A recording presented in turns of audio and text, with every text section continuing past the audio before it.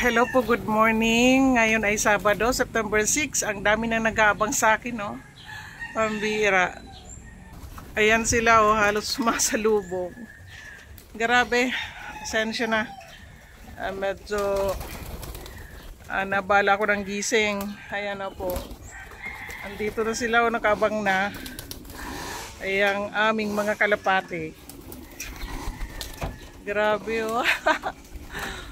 Nakabang na talaga. Alas 7 na po ng umaga. Ayan, basa na naman, oh. Daming tubig sa gilid. Ayan. Kakakyat ko kasi.